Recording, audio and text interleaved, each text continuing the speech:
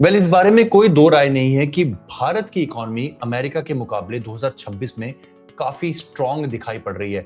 जहां पर अमेरिका पिछले कई सालों से बढ़ती हुई इन्फ्लेशन से जूझ रहा है, जो कि उसके टारगेट रेट 2% से कहीं ज्यादा है और बढ़ती जा रही है। भारत की इन्फ्लेशन हाल ही के महीनों में तेजी से नीचे गिरती हुई दिखाई दे रही है। ऐसे डेवलपिंग कंट्री के लिए 1% के आसपास की इन्फ्लेशन होना उसके अर्थशास्त्रियों के लिए बहुत अच्छी खबर है, क्योंकि वो देश की ग्रोथ के लिए काफी ज्यादा तगड़े प्लान कर सकते हैं। इनफैक्ट भारत की जीडीपी ग्रोथ रेट अगले 1-2 सालों में 7.5%, 7.5% की तरफ देखी जा रही है। उल्टा दूसरी तरफ अगर हम कंपेयर करें भारत के स्टॉक मार्केट को यूएस के स्टॉक मार्केट के मुकाबले, तो पिछले 5 सालों में दोनों स्टॉक मार्केट्स ने ऑलमोस्ट एक जैसा रिटर्न दिया है। जहां 2020 के स्टार्टिंग में निफ्टी 12,000 पर हुआ करता था, इस समय वो करीब 25,000 पर है, यानी कि दोगुना। S&P 500 भी 3200 से 6700 आया। इनफैक्ट बुरी हालत होने के बावजूद अमेरिका ने भारत के मुकाबले अच्छा प्रदर्शन किया है। इससे हमें दो बातें पता चलती हैं। एक, अतुल्य भारत, राइजिंग इंडिया 2030 तक भारत की इकोनॉमी में इन्वेस्ट करना, भारत के स्टॉक्स में इन्वेस्ट करना कहीं ना कहीं यूएस के मुकाबले अच्छी सोच होगी। और दूसरी तरफ जब भी हम इन्वेस्टमेंट्स की बात करते हैं, जब भी हमें अपने यूएस स्टॉक्स, इंडिया स्टॉक्स के पोर्टफोलियो की बात करनी आती है, तो हमेशा मन में सवाल आता है कि कौन सा स्टॉक खरीदें। पहली बात, यहां पर मैं इस वीडियो में 2-3 चीजें कवर करूंगा। पहली बात, जो हमारी अप्रोच है वो हमेशा से 50-30-15-5 रही है। ऊपर वाले के कर्म से हमने जीवन में हर चीज को इसी नजरिए से देखा है, और ये बहुत ही ब्यूटीफुल टेक्निक है जो हमने क्रिप्टो के लिए बनाई थी, जिसमें एटलीस्ट आपके जीवन की आधी चीजें थोड़ी सेफ होनी चाहिए। आप जीवन में पूरा रिस्क नहीं ले सकते हो, बाकी आधी चीजों में आप बराबरी के रिस्क ले सकते हो। थोड़ा कम रिस्क, थोड़ा ज्यादा रिस्क और बहुत ज्यादा रिस्क। तो ये 50-30-15-5 का जो नियम है, आज हम कोशिश करेंगे आपको सिखाने के लिए कि अगर हमें अपना इंडियन स्टॉक्स का पोर्टफोलियो 2026 के लिए तैयार करना हो या उसे रिक्रिएट करना हो, अगर आपके पास ऑलरेडी स्टॉक्स हैं, तो हम कैसे 50-30-15-5 का यहां पर पालन करेंगे। मैं यहां पर कुछ स्टॉक्स आपको बताऊंगा जो कि मेरे चाहते हैं, और कुछ ऐसे स्टॉक्स जो आने वाले समय में आप देख सकते हैं, उनके बारे में चर्चा करेंगे। दोस्तों, वीडियो स्टार्ट करने से पहले, nothing in this video is financial advice. मैं रजिस्टर्ड फाइनेंशियल एडवाइजर नहीं हूं, मैं सेबी के साथ भी रजिस्टर्ड नहीं हूं, इसलिए मैं यहां पर आपको किसी भी स्टॉक को खरीदने की हिदायत नहीं दूंगा। आप 50-30-15-5 की तकनीक को अगर फॉलो करेंगे तो मैं आपको यकीन दिला सकता हूं मुझसे भी अच्छे इन्वेस्टर बन सकते हैं। इसीलिए ये वीडियो सिर्फ एजुकेशन पर्पज से है। हमारा जो वॉर क्राई है, जो मैं अपने पीछे कई महीनों सालों से लिख कर रखता हूं, 50-30-15-5, अगर आप ये सीख जाते हैं तो I am very very sure कि आप अच्छा इन्वेस्टमेंट डिसीजन ले पाते हैं। सबसे पहले शुरुआत करेंगे 50-30-15-5 को पहचाने कैसे। ये है निफ्टी 50, यानी कि इसमें करीब करीब 50 कंपनियां हैं। और अगर आप समझे, पहले ना वैल्यू समझनी जरूरी है। इस निफ्टी 50 में 10% वेटेज रिलायंस इंडस्ट्री के 20 लाख करोड़ की कंपनी है, तो आप अंदाजा लगा सकते हो कि निफ्टी जो है वो 2 लाख करोड़ की मार्केट कैप रखता है। 7% की वेटेज के साथ 15 लाख करोड़ एचडीएफसी बैंक के पास है। भारतीय एयरटेल 12 लाख करोड़ की कंपनी है, 6% की वेटेज। और इस तरीके से निफ्टी के अंदर करीब 50 कंपनियां हैं। हमने बड़ी क्यूरियोसिटी से जानने की कोशिश करी कि 50-30-15-5 यानी कि स्टॉक मार्केट का बिटकॉइन ढूंढने से पहले पता तो हो कि स्टॉक मार्केट बना किस चीज से हुआ है। तो ये तो 50 कंपनियां थी, और उनमें सबसे टॉप की कंपनियां। स्टॉक मार्केट में सेक्टर्स होते हैं, तो निफ्टी के अंदर सबसे बड़ा सेक्टर है बैंक। निफ्टी 50 के अंदर 50 स्टॉक्स हैं जो कि बैंकिंग इंडस्ट्री के हैं। मैं एक सेकंड पॉज लूंगा और आपको बताऊंगा कि निफ्टी 50 होता क्या है, कुछ मेरे भाइयों को शायद नहीं पता होगा। भारत के अंदर दो सूचकांक है, निफ्टी और सेंसेक्स। निफ्टी के अंदर 50 स्टॉक्स है, सेंसेक्स के अंदर शायद 100 स्टॉक है, मैं गलत भी हो सकता हूं, इट डज नॉट मैटर, क्योंकि इंडिया में टोटल 5,000 से ऊपर लिस्टेड कंपनियां हैं जो स्टॉक मार्केट में लिस्टेड है। ये इंडेक्स केवल उनका एक, जो उनमें से बेस्ट स्टॉक्स को उठाकर एक सूचकांक बनाता है। जैसे कि अगर मैं भारत के सभी राज्यों को बताने के लिए कि वो गरीब है अमीर, मैं काम करता हूं, हर साल मैं 6 राज्य उठाऊंगा और उनकी वृद्धि देखूंगा और बोलूंगा कि भारत जो है अमीर देश है, गरीब देश है। एक एग्जांपल बता रहा हूं, बजाय कि देखने की मणिपुर अमीर है या बिहार गरीब है या यूपी अमीर है या तेलंगाना गरीब है, उन्होंने 10 स्टॉक उठा लिए, 50 स्टॉक उठा लिए। हर देश ऐसे काम करता है जिससे उस इकोनॉमी की, उस देश की वृद्धि का या गिरावट का पता चलता है। तो निफ्टी 50 सबसे ज्यादा फॉलो किया जाने वाला सूचकांक है। निफ्टी 50 के अंदर आप देखोगे तो ये सेक्टर्स हैं। बैंकिंग सेक्टर में से 5 स्टॉक उठाए गए हैं। हालांकि बैंकिंग सेक्टर में बहुत सारे स्टॉक्स हैं जिनके बारे में आज हम बात करेंगे। इनफैक्ट निफ्टी बैंक, जो कि एक अलग इंडेक्स है जिसमें 13 बेहतरीन बैंकों को उठाया गया है, उसी तरीके से निफ्टी 50 जो मेन सूचकांक है उसमें 5 बैंक, 5 आईटी कंपनियां, एक पेट्रोलियम कंपनी जो कि रिलायंस है, 5 ऑटोमोबाइल कंपनी, 4 फाइनेंशियल सर्विसेज, एक टेलीकॉम जो कि भारतीय एयरटेल है, 3 कंस्ट्रक्शन कंपनी,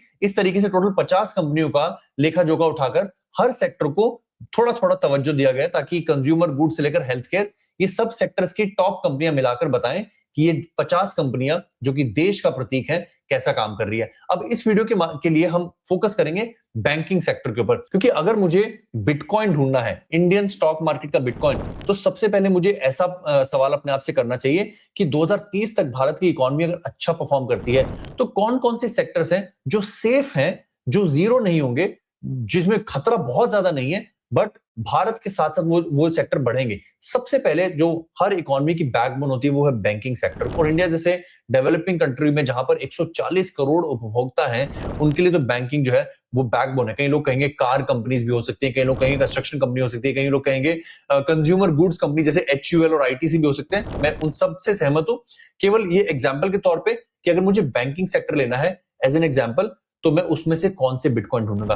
कल हम अगली वीडियो में कंज्यूमर सेक्टर के लिए जैसे कि खाद्य पदार्थ हैं, तेल वाली कंपनियां हैं, अदानी हो गए, उनमें से भी ढूंढेंगे कि कौन से बिटकॉइन है। ये सिर्फ आपको बताने के लिए कि अगर मुझे 50, 30, 15, 5 को बैंकिंग इंडस्ट्री में लगाना हो तो मैं कैसे चुनूंगा। अब आपके सामने निफ्टी बैंक के सारे बैंक्स हैं। अगर मैं बारी बारी से नाम लूं तो मुझे लगता नहीं कि कोई भी व्यक्ति इस बारे में डिसएग्री करेगा कि स्टेट बैंक ऑफ इंडिया जो है वो सबसे बड़ा, सबसे स्टेबल, सबसे सुचारू और सरकारी बैंक है। उसके बाद शायद नाम लोग डिबेट करेंगे, मैं कहूंगा शायद HDFC बैंक, कुछ लोग कहेंगे ICICI, एक्सिस। तो स्टेट बैंक, HDFC, ICICI और एक्सिस ये 4 सबसे बड़े बैंक हैं जिनमें डाउनसाइड रिस्क एटलीस्ट बाकियों से कम है। Yes, there are better banks जो ज्यादा फास्ट ग्रो कर सकते हैं, जिनका बेस स्मॉल है, बट ये 4 बैंक हैं जो मुझे लगता है कि अगर मुझे अपने बैंकिंग इंडस्ट्री में से बिटकॉइन चुनना हो तो शायद इनमें से एक होगा।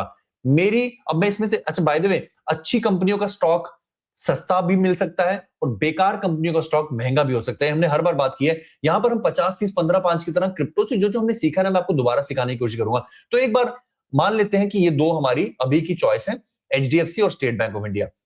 सबसे बड़ी चीज अगर आपने CMRS से सीखी है वो ये है घात लगाकर हमला करना।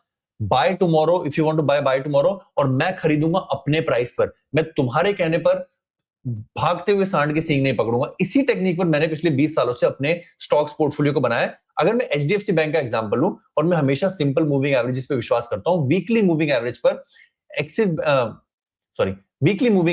HDFC की 50 वीक्स मूविंग एवरेज आती है करीब करीब 947 पर। प्राइस अभी ज्यादा दूर नहीं है, प्राइस को करीब करीब 5% गिरना है। सिर्फ आपको याद दिला दूं कि जब जब आपको देखकर कभी लगे कि HDFC बैंक ऊपर ही जाता जा रहा है, अपने आप को याद दिलाना जो हमने क्रिप्टो से भी सीखा है कि हर वो चीज जो ऊपर आती है वो नीचे आती है MS को टेस्ट करने के लिए। शायद किसी को मई, जून, जुलाई में लगा होगा कि यार HDFC बैंक तो हाथ से निकल जाएगा, ये तो बढ़ता ही जा रहा है, ये $680 से $900 चला गया। फिर वो अपनी MA को टेस्ट करने आया, जैसे वैसे वो ऊपर जा रहा है, फिर MA को टेस्ट करने आएगा। ऐसा 1 महीने, 2 महीने, 6 महीने में एक बार होता है। आपको केवल जिद पकड़े रहनी है कि मेरी पहली बाइंग, मेरी अगली बाइंग अगली MA पर होगी। इससे क्या होता है कि अगर आपके माइंड में 3-4 बिटकॉइन भी होंगे, जैसे मेरा अगला bitcoin from banking perspective state bank है, तो स्टेट बैंक को अगर आप देखोगे तो स्टेट बैंक तो HDFC से भी ज्यादा तेजी से अपनी MA से दूर भागता जा रहा है। शायद कई लोगों को विश्वास ही नहीं होगा कि शायद कभी अपने 50 वीक्स मूविंग एवरेज को टेस्ट करने आएगा भी कि नहीं। पर आपको मैं याद दिला दूं, अगर मुझे आपको कन्विंस करना हो कि स्टेट बैंक और HDFC कभी अपनी 50 मूविंग एवरेज को टेस्ट करने आएगा, वो आज से बेहतर प्राइस होगा। मैं आपको एग्जांपल देना चाहूंगा एक बेहतरीन स्टॉक का जिसका नाम है इंटरग्लोब एविएशन। ये कंपनी इंडिया की सबसे बड़ी फ्लाइट कंपनी है, शायद इनका 60% से ज्यादा मार्केट शेयर है। और ये 2023 में जब 1800 रुपए की थी तो दुनिया को लगा बस ये ऊपर ही ऊपर जाती रहेगी, और ये जाती भी रही। फिर उसने एक बार अपनी MA टेस्ट करी ऑलमोस्ट 2 साल के बाद, जो कि एक अच्छा बाइंग लेवल था। कंपेयर टू 5000 से वो 3800 आई। फिर लोगों को लगा कि नीचे नहीं आने वाला है, और अभी हाल फिलहाल में आपको पता ही है इंडिगो के साथ क्या हुआ, और वो 50 ही नहीं 100 वीक्स मूविंग एवरेज भी टेस्ट करने आई है। अगर कोई वेट नहीं करता और ऊपर ही ऊपर जाते खरीदता रहता तो वो रिटेल इन्वेस्टर की तरह ऊपर खरीदता। तो मेरा यहां पर यह मानना है कि जो क्रिप्टो के इन्वेस्टर्स हैं उन्होंने इतनी जोखिम खा के, इतनी मार खा के गलतियां की है कि अब वो इन टेक्निकल्स के बेसिस पे स्टॉक मार्केट्स को एक आम स्टॉक मार्केट के निवेशक के मुकाबले ज्यादा अच्छा परख पाएंगे, ज्यादा अच्छी पेशेंस दिखा पाएंगे, #बाय टुमारो कर पाएंगे और अपनी पसंद के प्राइस तक वेट कर पाएंगे। क्योंकि यहां पर हमने अभी 3 बिटकॉइंस की बात कर ली। जैसे कि अभी हमने इंडिगो में देखा कि शायद वो एविएशन इंडस्ट्री का बिटकॉइन था, बट वो नीचे जरूर आया। ऐसे हर इंडस्ट्री में आपको वो बिटकॉइन ढूंढना है जो नंबर 1 है। और हमने जो यहां पर एक समरी बना के रखी है जिसका आपको स्क्रीनशॉट ले लेना चाहिए और अपने 2026 में अपने हिसाब से अपना 50-30-15-5 बनाना चाहिए। वो है 50% आपको डालना है ब्लू चिप में, यानी निफ्टी के अंदर जो सेक्टर है, जैसे कि बैंकिंग सेक्टर के टॉप 5 बैंक कौन से हैं, वो आपका सबसे बड़ी पसंद होने चाहिए। इंफॉर्मेशन टेक्नोलॉजी में नंबर 1 कौन सा है, नंबर 2 कौन सा है, वो नंबर 1 और नंबर 2 जो है विनर्स फ्रॉम द सेक्टर, वो आपका 50% वाला होगा, वो आपका बिटकॉइन है। This is your bitcoin. अब उसके बाद आपको नंबर 3-4 को भी देखना है। अगर मैं बैंकिंग के संदर्भ में कहूं तो अभी हमने सिर्फ एसबीआई और एचडीएफसी के बारे में बात की। जो 50-30-15-5 में 30 वाला हिस्सा आएगा, उसमें आप आईसीआईसीआई बैंक और एक्सिस बैंक को रख सकते हैं, क्योंकि ये चैलेंजर्स हैं। जहां पर हम इथेरियम और सोल को रखते थे 30% वाले हिस्से में, वहां पर आपको ब्लू चिप को ही रखना है, but Challengers from that sector. जैसे बैंकिंग की बात करें तो बैंकिंग का बिटकॉइन है एचडीएफसी और एसबीआई, और बैंकिंग का इथेरियम और सोलाना है, you guessed it right, axis और आईसीआईसीआई। ठीक है, अब इनसे आपको बहुत ज्यादा रिटर्न नहीं मिलेंगे। ठीक है, अगर इकोनॉमी अच्छी रही तो ये शायद 30-40% पंप करते रहेंगे साल दर साल। अगर एक फ्लैट इकोनॉमी से भी आपको ज्यादा रिटर्न चाहिए तो आपको रिस्क लेना पड़ेगा। यहां पर हम शिट कॉइन्स खरीदते थे। अगर आपको हमारे क्रिप्टो वाले 50-30-15-5 की कुछ मेमोरी हो तो ये शिट कॉइन वाली कैटेगरी है। इसमें आप स्मॉल कैप्स को ले सकते हैं, चैलेंजर्स एंड अपकमिंग कंपनी, जिसके बारे में अगली वीडियो में बात करेंगे, जिसका शीर्षक होगा 2026 के challenger and fast going growing stocks. अभी हमने बात की है 50-30-15-5 की, जिसमें हमने बैंकिंग इंडस्ट्री का एग्जांपल लिया है। अगर आप किसी और इंडस्ट्री जैसे कि ऑटोमोबाइल, जैसे कि टेलीकॉम, कंस्ट्रक्शन, एफएमसीजी के छुपे हुए कॉइन्स को जानना चाहते हैं तो कमेंट में मुझे लिखिए, और साथ में ये भी बताइए आप वीडियो कहां से देख रहे हैं। और अगर आप $50 जीतना चाहते हैं तो एक सिंपल से सवाल का आप जवाब दीजिए। मैंने आपको वीडियो के स्टार्टिंग में निफ्टी 50 की मार्केट कैप के बारे में बताया था। What is the amount of market cap value of Nifty 50? Comment कीजिए, अपना सोलाना एड्रेस लिखना मत भूलिए, क्योंकि गिव अवे अभी भी यूएसडीटी में होंगे। आपको $50 दिए जाएंगे और सप्ताह के एंड में इन सोलाना एड्रेस। तो विनर की घोषणा संडे को होगी एज ऑलवेज। पिछले संडे को भी हमने इनाम दिया था, जो आप लास्ट वीडियो में जाकर देख सकते हैं। तब तक अपना ख्याल रखें, अपने माता पिता का ख्याल रखें। धन्यवाद, जय हिंद।